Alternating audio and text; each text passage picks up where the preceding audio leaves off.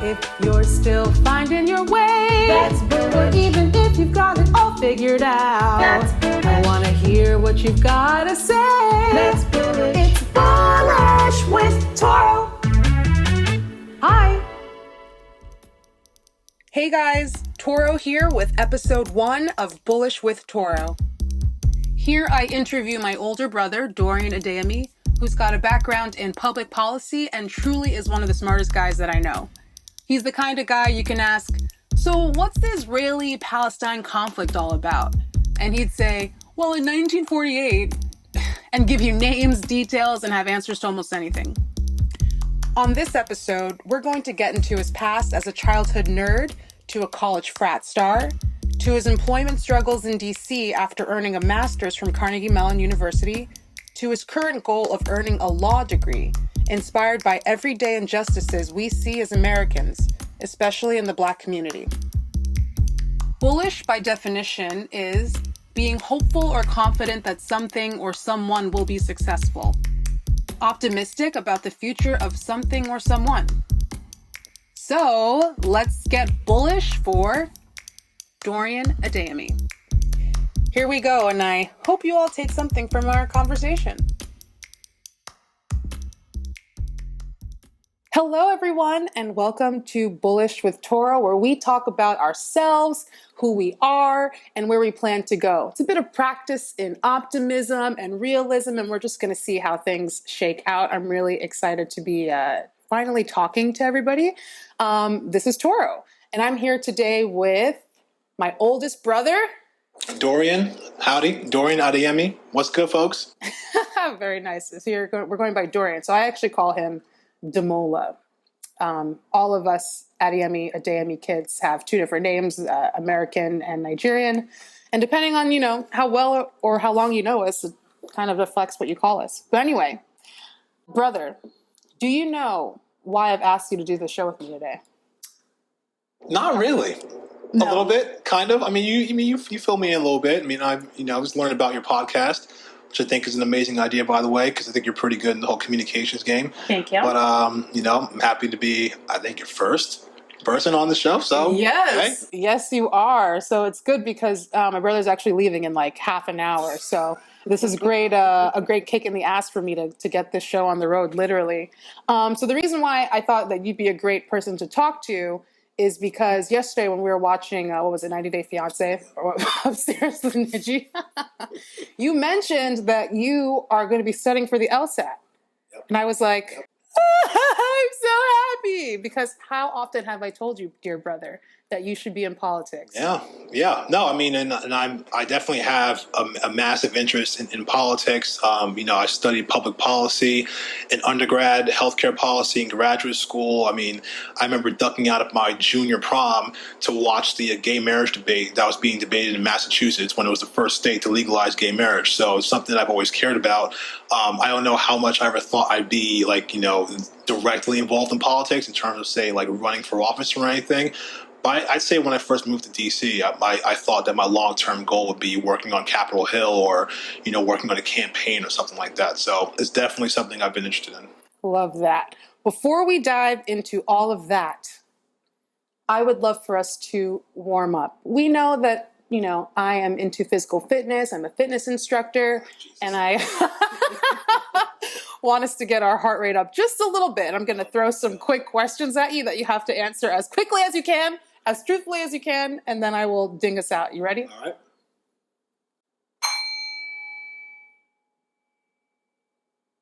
Okay, so what exercise do you want to do?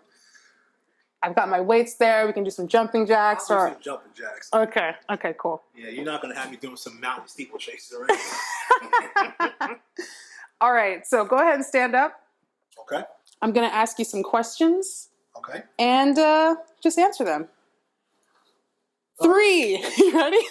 This is awesome. I'm ready. 3, 2, 1, go.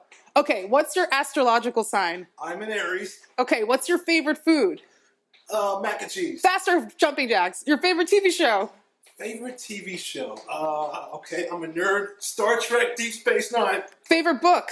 Favorite book, I would say, is the Federalist Papers. Oh my God. Favorite smell? Favorite smell, lavender. Nice. Scale from 1 to 10. How much do you like me? 2.5. Oh my God. Favorite family member? Don't answer that. You're done. It's time. Oh, Jesus. All right. Wait, I kind of wonder what you would have said for favorite family member, but Don't worry about it. Yeah, I'm not. Awesome. Okay, so the name of this podcast is Bullish with Toro. So when you hear the word bullish, what do you think about? I would generally think of optimism. I normally would apply that to like, say one's view towards the market. Mm-hmm. If someone's bullish on something, they think that the market or some stock or some equity is going to go up. That is kind of what I figure everyone else would kind of say. That or also maybe bullish, aggressive, blunt. So when I was thinking about the name of this podcast, I was Googling the definition of bullish. And of course, bullish, Toro, they go together. And one definition that I found on Merriam-Webster is hopeful or confident that something or someone will be successful. Optimistic about the future of something or someone. Okay. So it's just perfect for the kind of conversations that I want to have. So let's begin. Okay. Before we talk about the future stuff, let's take a step back in time. So what kind of a kid were you? I would say I was aloof, pretty socially awkward, wore a lot of sweatpants and khakis, cargo shorts, which thank God I grew out of in college. Yeah, then you moved on to double popped collars in a frat. Nah, I was triple. Triple pop collar and wearing those cowboy hats from American Eagle. I was all over the place. Actually, in my freshman year, I went through a phase where I'd wear like a triple pop collar with like a suit jacket and just like alligator shoes. I mean, I think one time for my 18th birthday, freshman year, I wore a white suit to class. Wow. White suit, top to bottom. I was all over the place. I mean, they say college is when you find yourself, right? And I think my fraternity and my friends kind of, straightened me out a little bit. I mean, I kind of, some of that stuff was kind of hazed out of me. Okay, well, since I am your sister, I think I can put a little insight into what kind of a kid were you? A little bit of a nerd. Would you agree? A little. Understatement. Okay, so tell me more about your nerddom. Well, I mean, I would say my nerddom centered in high school was probably mostly around like science fiction and whatnot, because before I'd always been interested in politics and whatnot. I mean, like I said, I literally missed out on the junior prom after parties. I wanted to watch this debate on C-SPAN at 12 o'clock at night when everybody else was like hanging out. But I was definitely aligned in the science fiction side, all the Star Wars, Star Trek stuff. Love that. Lord of the Rings? Lord of the Rings is more college for me, man. I don't remember. I think the movies had just come out when I was in high school. I think I was more of a Lord of the Rings fan in college. But I was focused heavily actually in high school in studying astronomy. I wanted to be an astronomer or an astrophysicist, and I was working on a 3-year project in high school where I was trying to find a correlation between the mass of supermassive black holes and the luminosity of the quasars surrounding them. So, that was a 3-year project, and, I was, reading up all the studies to try and, prove that correlation and compete in fairs and whatnot. So that was a very big part of my high school childhood. That's probably the center of most of my nerddom in high school. So you mentioned that at Carnegie Mellon you studied political philosophy. How did you decide to study that? Well, I think I realized very quickly at Carnegie Mellon that, first of all, Carnegie Mellon didn't have an astronomy program. They had a physics program. And physics was one of those programs where, after the first semester, everybody who walked in and thought they were going to become a physicist, the next semester became either a business major or a political science major, because they don't play over there. And my math skills were never, ever that strong. I never even took pre-calc in high school. So I wasn't about that life. So I figured, the next best natural thing for me was public policy, because that's just something I knew like the back of my hand. But I will say it was a bit of a rough transition for me, because when I thought of public policy and political science, I was thinking more of the liberal arts program, that's more grounded in the history and, the reading of the old philosophical writings and whatnot, whereas Carnegie Mellon is very, very quantitative. Mm-hmm. So I had to do 2 semesters of statistics. I had to take cognitive science classes. I had to take economic classes, which in retrospect was absolutely great, because now I have a much well-rounded education And I have the ability to, work in a bunch of different fields that I would not have if I just did a generic political science, a more generic political science program. So the fact that I got to have exposure to like 6 or 7 different fields, I thought, or I think now, was excellent for me in terms of where I'm at now. Mm-hmm. And you didn't just get your undergrad there, but you also got your graduate degree. Yes. After I graduated, I should also note, too, that I graduated Carnegie Mellon spring 2009. So it was actually in fall 2008 is when the entire world fell apart, when Bear Stearns collapsed. Yeah, part one, right? We've gone through like 2 or 3 of these things now. But it was fall 2008. It was like 5 months before I was going to graduate is when all the banks started to collapse. And, Carnegie Mellon is a really good business school. So I knew quite a few people who had job offers at Morgan Stanley or Bear Stearns. And then they were told a week later, yeah, you don't have a job offer anymore. And everyone was terrified trying to figure out what the heck they were going to do. And I was very fortunate. I applied to a healthcare program basically the day before the deadline date. And I got it the last spot into the program. So very fortunate. But I spent 2 additional years at Carnegie Mellon studying that. Okay. So where are you now? So I'm now in Washington, D.C., or I live in Arlington, Virginia, but I work in Washington, D.C. I've been there now for 8 years. Oh, my goodness, 8.5 years. 8.5 years. I moved there in May 2012.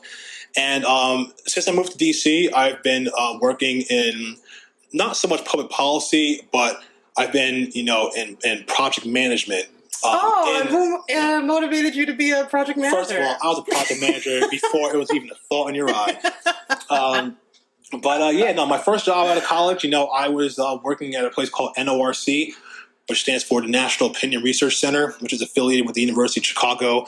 They do a lot of public policy research. Half the time you see polls, they are part of it. But I was doing, working on Obamacare implementation, helping states set up their Medicaid programs so that they would be eligible for the money that Obamacare, was providing them to, provide expanded healthcare access to people who at that time had not had access to it. So, I was flying to Iowa and consulting with Rhode Island and New Jersey and helping design their systems. So I was there for a year.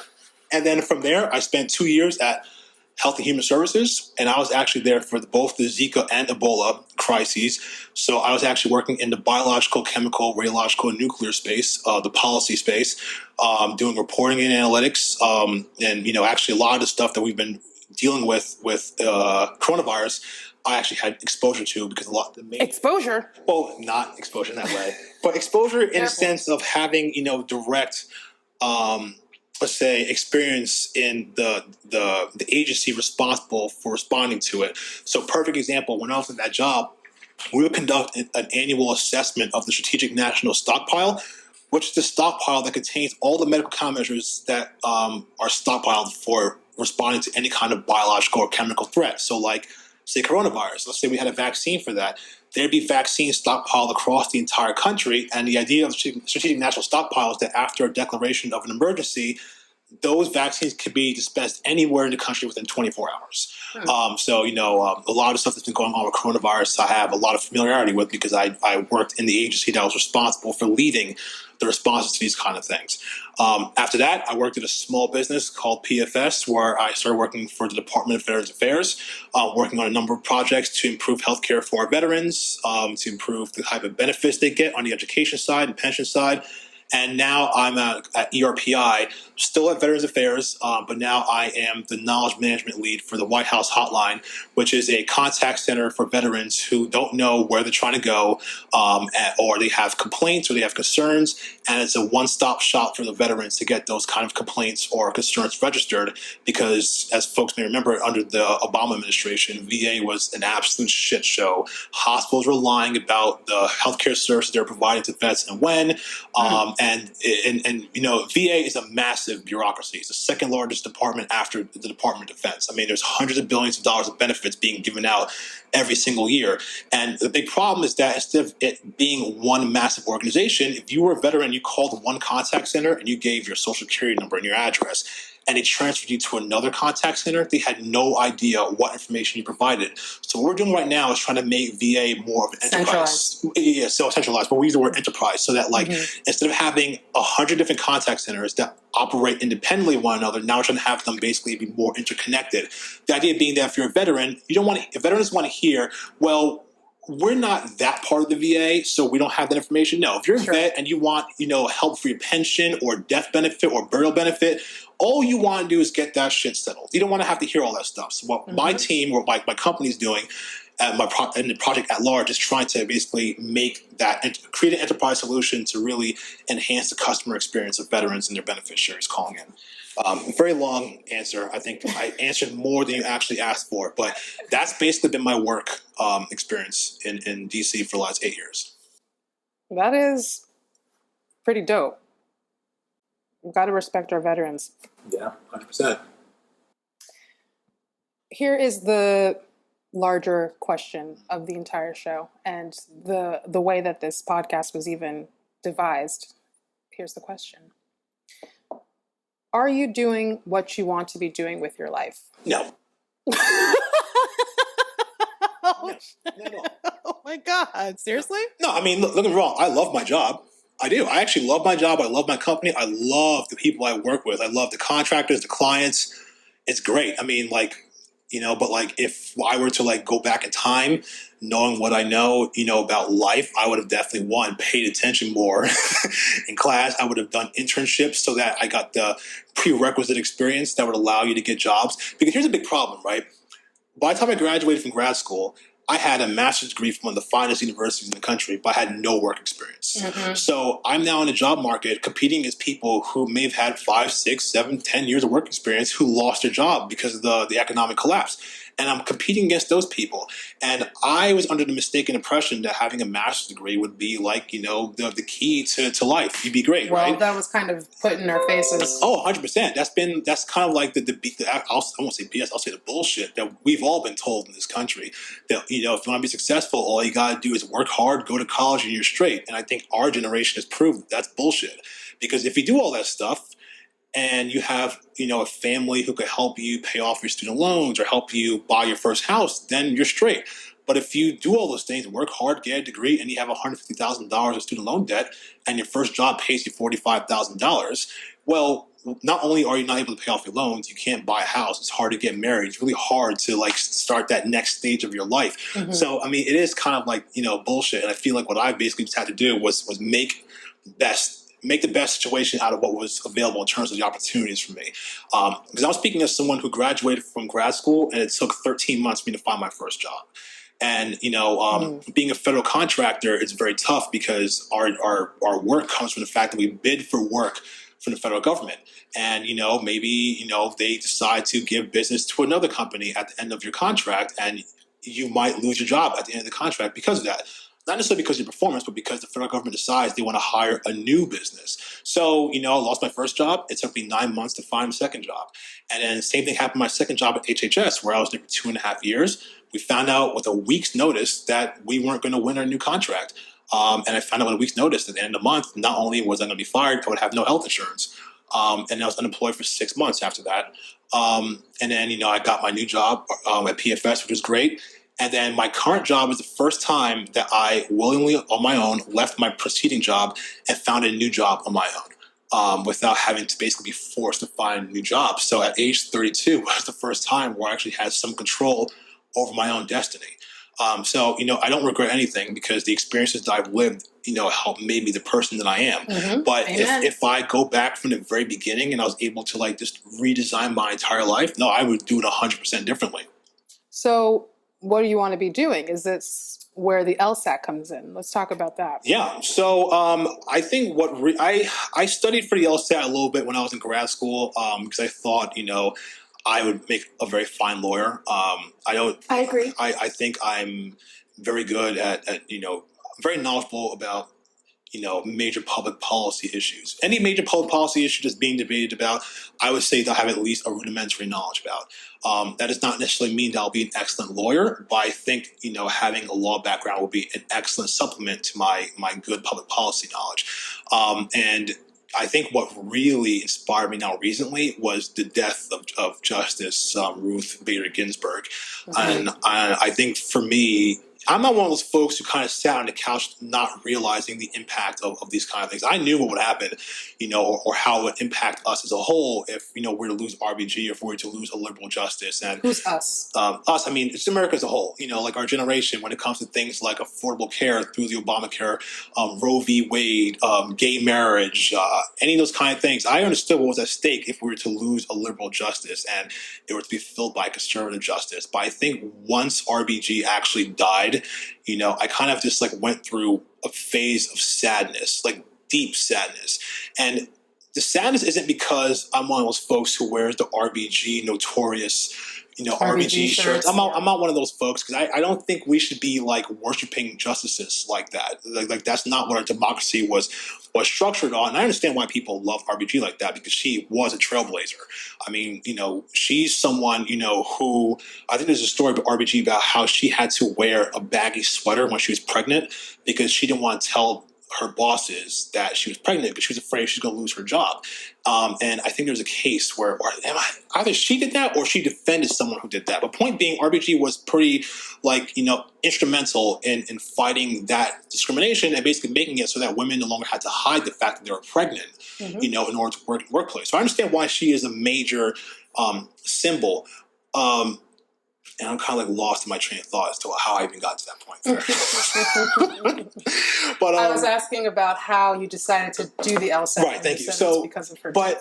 But I think when she died, it really just hit my head as to how impactful the law can be, for everyone. One thing I tell people, and it really frustrates me, is that when we see these cases about police brutality or just any kind of major issue that people want to protest about, what really grinds my gears is that a good portion of those people in the streets who are protesting do not vote. They don't know their rights. They don't understand, what the implications are of their decision not to vote. There are people who honestly believe that Hillary Clinton and Donald Trump were the exact same thing, and some of those folks are now complaining about the fact that RBG is going to be replaced by Amy Coney Barrett. It's people need to vote. But speaking to the law point specifically, is that Republicans, or I'll say conservatives in general, I think have come to the realization that they cannot win a fair election. They benefit already. I think it's truth. They already benefit from the fact that if you're a small state like Wyoming with barely 500,000 people, you get 2 votes just like California does, which has 30 million people and is the 5th largest economy in the world by itself. And I understand why the founding fathers wanted us to have 2 senators for every state. I'll point out to folks listening that back then, the Rhode Islands and Delaware's of the world had 30,000 people, and Virginia had 600,000 people, and now Wyoming has 500,000 people, and California has 30 million people. There's a massive discrepancy now in political power. Conservatives only have any remote amount of power because, 1, the Senate allows them to, and 2, because they go out of their ways to disenfranchise people. And they do it in different ways. They, say, let's have a voter ID law, which in its own sounds okay. Why shouldn't people just have, IDs when they vote? Okay, well then maybe the government should give IDs to everyone so that they can vote.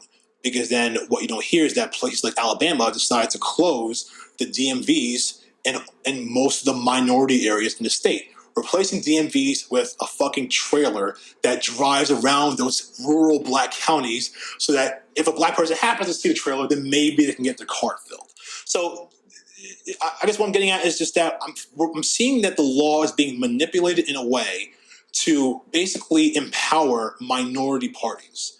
We're about to have a Supreme Court with 6 justices with a political philosophy that is represented by a distinct minority of the country.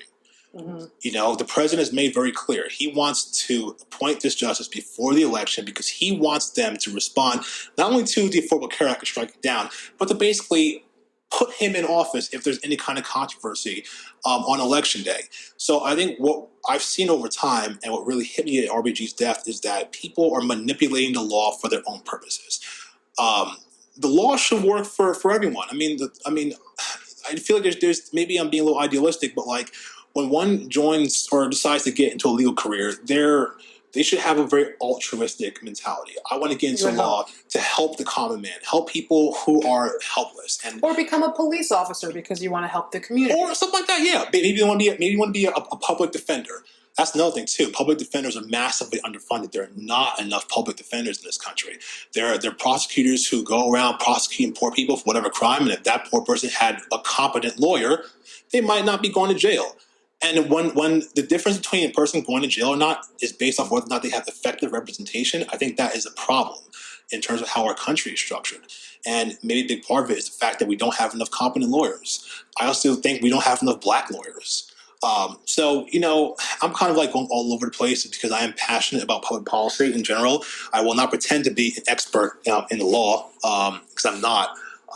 But I do feel that, with a career in the law, I could contribute to society in a number of ways, whether it's serving as a public defender, whether it's, working for an ACLU type organization where, I'm helping to protect civil liberties against the massive assault we're seeing in this administration. Or, if none of those things, worst comes to worst, continue doing kind of like what I'm doing, working under the government, working in the government from a law standpoint, in the office of the general counsel or, maybe office of the White House. I feel like there are a number of things that I could do with a law degree to contribute to society. But I want to, get into law because I want to help people. That really is what it comes down to. There are too many people in this country who are underrepresented and people who are punished and hurt because they don't have effective legal representation.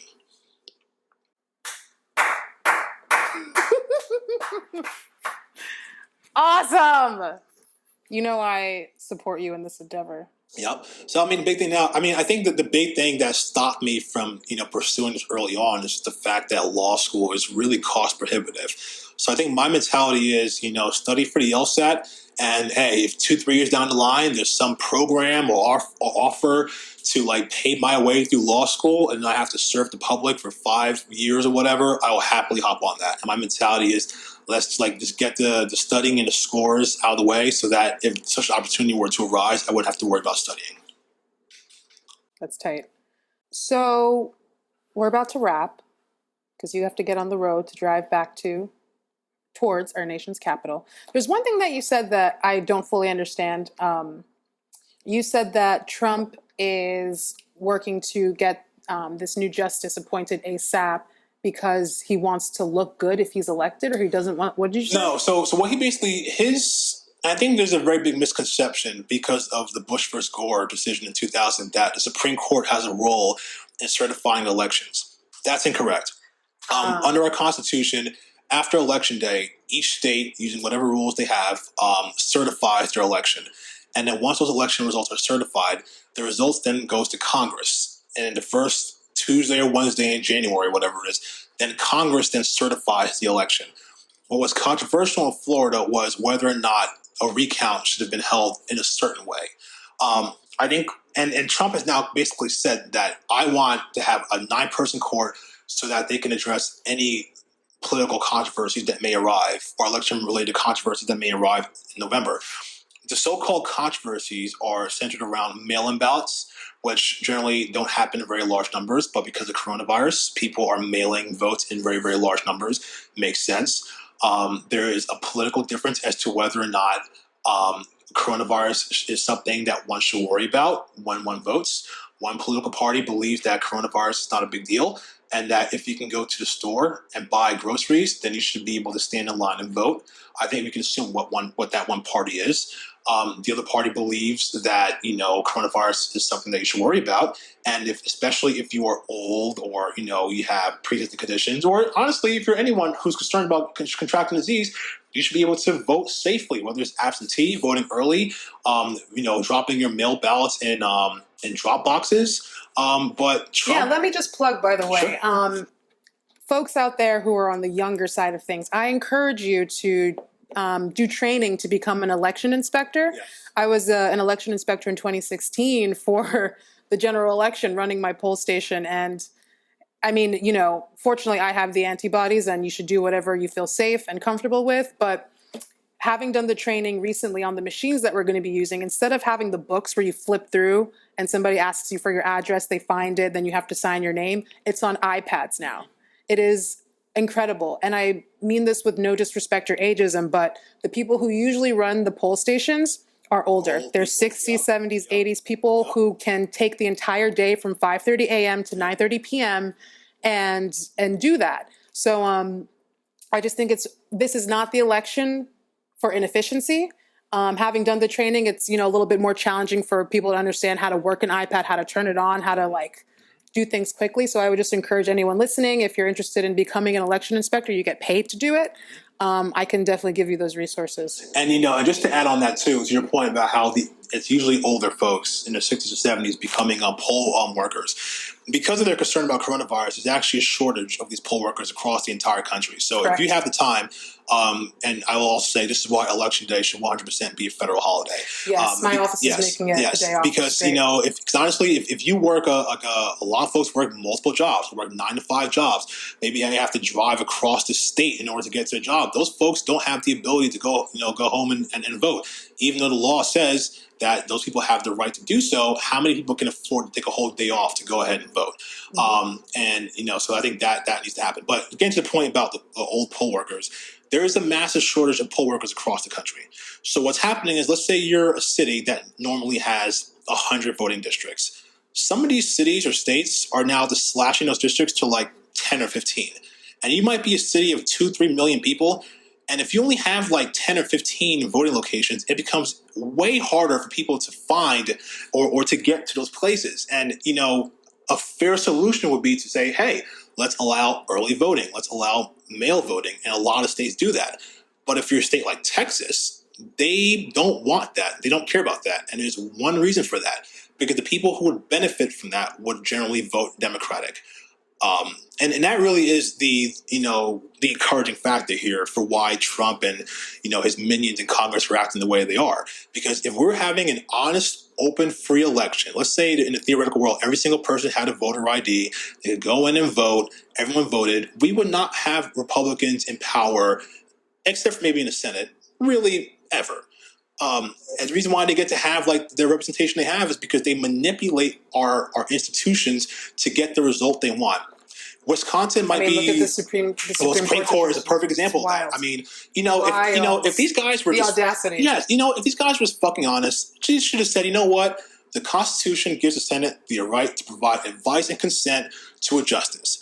Obama nominated Merrick Garland. We didn't like him. That's why we didn't vote for him. If Mitch McConnell said that, we would have been angry, but it would have been intellectually honest. Instead, they invented a brand new rule. We cannot vote on a nominee the same year of an election, 9 fucking months before Election Day. People are voting right now. 1 million people have already cast their ballots. We are 35 days away from Election Day. And in the hypocritical rule they created for the guy who just happened to be the first black president, I'm sure that had nothing to do with it. Now they're saying, well, it's actually what we meant to say was, we can have the vote in the final year if we're all part of the same political party. Well, why didn't you say that in 2016? Just be honest. This is not power. Just be honest and say the Constitution gives us this right. We don't have to approve a damn thing, and we didn't want to. Mm-hmm. That's all they had to say.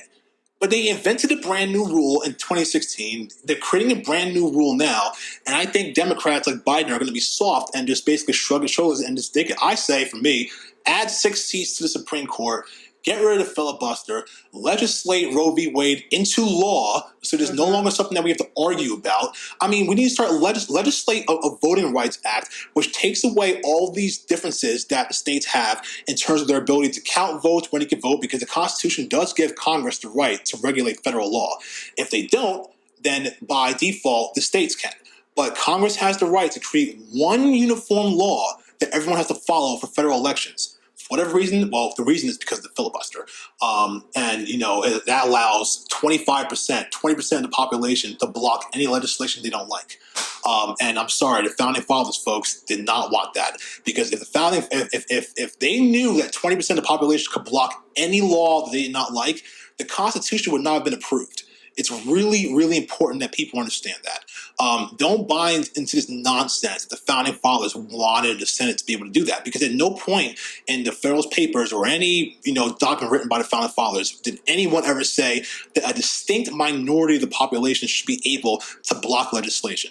The reason why the Senate is designed the way it is specifically to give that kind of power to small states. But they didn't say, let's give tiny ass states the same representation as the big states, and then give them a second way to fuck everyone over if they decide that, well, I don't know, black folks shouldn't vote, or that schools should be desegregated. I mean, some of these things would never happen if it wasn't for a relatively impartial judiciary, legislating essentially in place of Congress. But now we're going all over the place, as I'm prone to do. We're way off from the original subject. But I'm very passionate about this stuff. I think that's why I'm a natural fit to get into law. And I think if I can study, for the LSAT, get to a law degree, I think I can make a very great contribution to the country. Whether it's working for the government, whether it's working for underserved, underprivileged people, I think I can make that contribution. But I mean, as we're wrapping up, if I really can make any point, folks, this is the biggest point. It does not fucking matter if you march in the streets if you do not cast a ballot. Do you know why nothing has changed in Louisiana? Or not Louisiana, in Louisville, or in Milwaukee, or in any place? Black folks are getting shot all the time. We have millions in the streets. Do you know why no one gives a shit in terms of our elected officials? Because the people who are elected into power, or are in power right now, were not put in office by the people who are in the streets.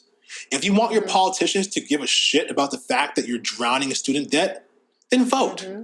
If you want people to give a shit about the fact that you're making twice as much money as your parents were at your age, but you still can't afford a house for 10 years, then you have to vote. It's great that we have folks like AOC, in power, but we need more people like her. Not necessarily because of her political philosophy, but because she's of our generation. She understands what it's like to have a parent who dies, and then you're in a single income family, and then you as a child have to maybe drop out of college or pick up jobs in college to help pay bills for your family.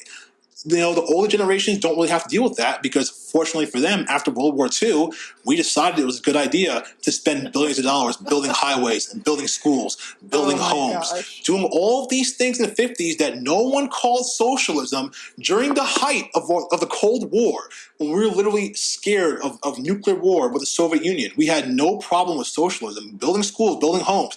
But now, oh shit, everyone is on their own. Us millennials, we're poor because we eat too much fucking avocado bread, avocado toast. That's why we're struggling. Avocado toast, not because our government isn't doing jack shit to help us out.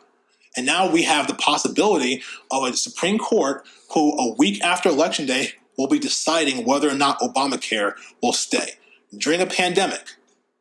You guys, you have to vote. Florida was decided by 527 votes in 2000. And it's not just the national election, folks. It's your prosecutors. Philadelphia right now has a prosecutor, Larry Krasner, I believe his name is, who came into power basically saying, we're not going to be throwing people in jail for smoking marijuana. We're going to hold policemen accountable. And it's a very, very different experience in Philadelphia right now. Same thing in places like St. Louis. Voting for prosecutors, who are the people who probably have the most direct day-to-day influence on your lives. You have to vote for your mayors. You have to vote for your county executives. You have to vote for your state legislators. Too many of you guys out there are apathetic. And, I hate to be sound like the old grandpa dude, but I know too many people who are on the streets and then they're not going to vote. And then when let me tell you all something, right? Because I really want to make sure y'all understand what this man is doing. How many of you guys are aware that your taxpayer dollars are being used to do forced mastectomies on migrant women who are locked up down the border? Okay, we thought that locking up those children from Central America were the worst of it. No. There are women who also immigrated into the United States. You want to say illegally, whatever term you want to use. But right now they're in jail cells. And they were given medication against their will. And they literally removed their uteruses against their will. The fact that this isn't on the news is a sign of how much we're gaslit.